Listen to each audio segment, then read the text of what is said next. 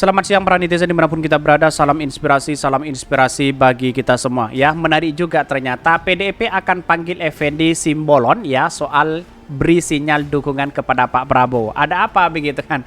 Sangat disayangkan memang hal-hal seperti ini begitu kan. Kenapa? Ya relawan-relawan Pak Ganjar pindah kepada Pak Prabowo begitu kan. Terus kemudian ya ada sebagian partai PDIP dan simpatisannya mungkin banyak yang mendukung Pak Prabowo begitu kan. Akibatnya mungkin ya pendeklarasian Ganjar ini kan banyak yang kemudian mungkin tidak setuju atau apa begitu kan. Sehingga banyak yang kemudian dipanggil sana sini begitu kan.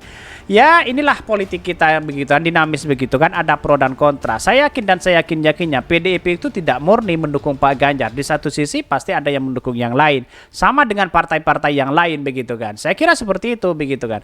Jadi yang namanya politik kan seperti itu, dinamis begitu kan. Tetapi mari kita baca terlebih dahulu ya komentar-komentar netizen seperti ini.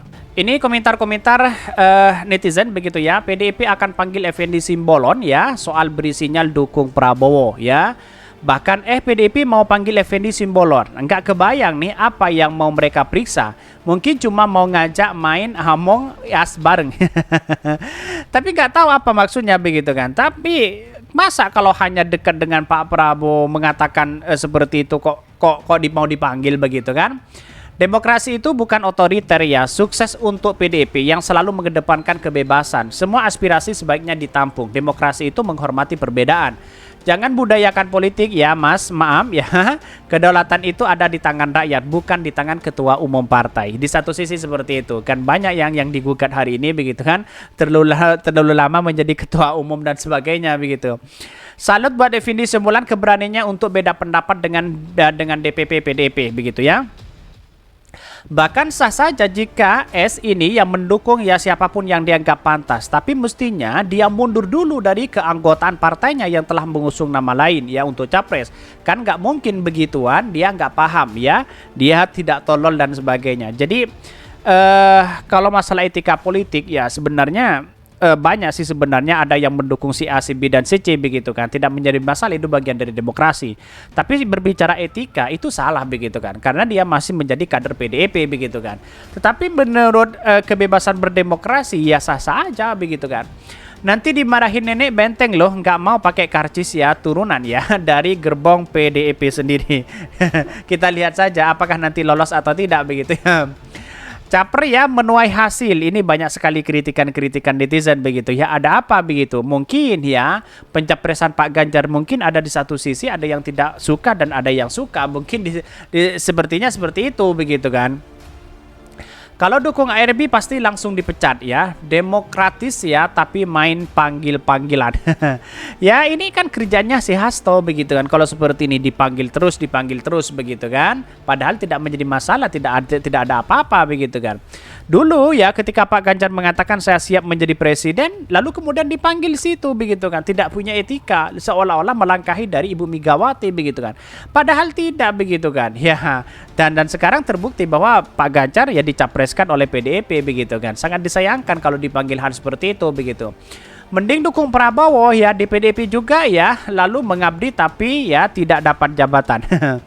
Syarat mau jadi anggota partai harus mau seperti kerbau yang dicocok hidungnya, apapun pekerjaannya, apapun gelarnya, semua ikut para kata ketua ya. Ya namanya petugas partai kan seperti itu begitu kan. Harus nurut kepada atasannya begitu kan. Kan siapapun itu begitu kan. Jadi kata-kata petugas partai itulah yang kemudian menjadi magnet luar biasa begitu ya. Karena apa? Karena di satu sisi tidak punya pegangan lain selain punya kekuasaan dari Ibu Megawati sendiri begitu kan, sebagai ketua umum di situ begitu kan. Harus patuh, kalau tidak patuh ya bisa saja dipecat nanti begitu kan. Tetapi mari kita baca terlebih dahulu beritanya seperti ini. Ini beritanya ini menarik begitu ya. PDIP akan panggil Effendi Simbolon ya soal beri sinyal dukung Prabowo ya. Dikutip dari CNN Indonesia. Dewan Kehormatan PDIP akan segera memanggil ya kadernya di Komisi 1 DPR, Effendi Simbolon, yang memberi sinyal dukungan kepada Prabowo Subianto pada Pilpres di 2024. Sinyal dukungan itu disampaikan Effendi saat mengundang Prabowo di acara Rakernas Marga Simbolon di Hotel Arya Duta, Menteng, Jakarta begitu kan. Kenapa kalau soal ini kok ada yang kepanasan begitu? Ada apa begitu kan ya? Pada akhirnya kan sah-sah aja secara demokratis begitu kan. Tetapi secara etika perlu diingat bahwa ada kesalahan besar besar di situ begitu ya. Ya, akan dilakukan segera mungkin ya pemanggilan Effendi, ucap Hasto di rumah aspirasi relawan pemenangan Ganjar ya. Bahkan Hasto mengatakan partainya akan meminta klarifikasi soal pernyataan Effendi dan undangan kepada Pak Prabowo di acara itu. Menurut dia, upaya itu dilakukan agar semua kader tegak lurus terhadap keputusan partai yang sudah dicalonkan Ganjar Pranowo di Pilpres di 2024. Ya mungkin kadernya mungkin ya ingin bersama dengan Pak Prabowo di situ, tapi tahu-taunya mungkin tidak suka kepada Pak Ganjar atau apa begitu kan, memberikan statement yang kemudian seolah-olah mendukung di situ ya. Pada akhirnya apa? PDIP ya, mungkin Hasto ini agak kepanasan di situ begitu ya. Bahkan karena itulah ya Pak Komarudin Watubun selaku Ketua DPP Bidang Kehormatan juga akan melakukan klarifikasi karena kami kan Partai Demokrasi ya, Demokrasi Indonesia, sehingga semuanya akan dilakukan klarifikasi partai agar disiplin partai ditegakkan ya. Hasto menegaskan bahwa disiplin partai termasuk arah dukungan dalam Pilpres sebagai sesuatu yang mutlak. Semua kader harus mengikuti keputusan yang telah diambil Ketua Umum Ibu Megawati Soekarno Putri. Bahkan kedisiplinan partai ini sesuatu yang sifatnya mutlak karena PDIP Perjuangan adalah partai ideologi berdasarkan Pancasila dan keputusan sudah diambil sehingga seluruhnya wajib, ucap dia.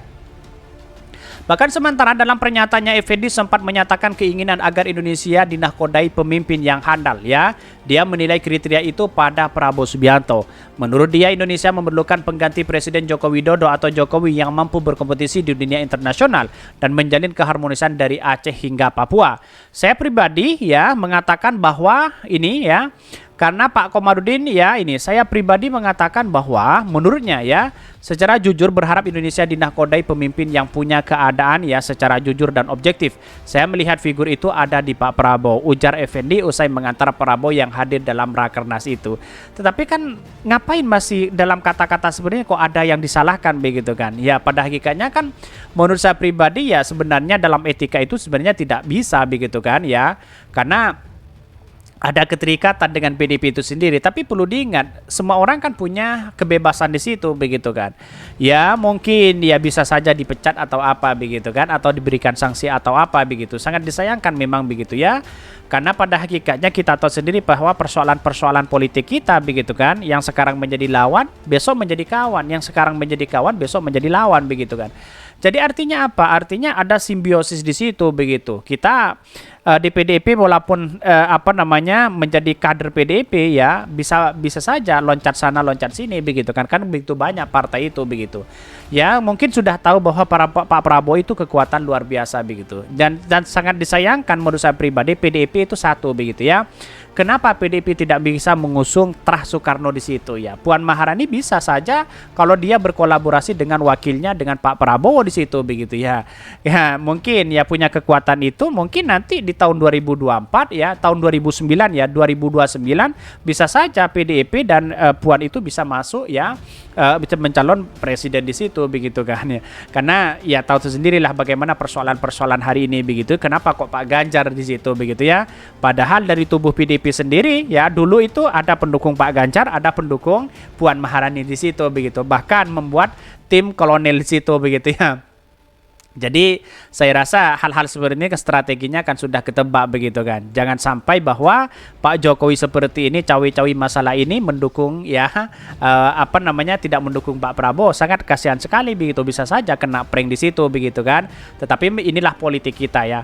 Oke, mungkin itu yang kami sampaikan. Tonton terus channel Hodari Podcast Rakyat ini kan ada berita-berita menarik dan viral setiap harinya. Salam para netizen, salam inspirasi bagi kita semua. Jangan lupa di-subscribe channel YouTube Hodari Podcast Rakyat ini.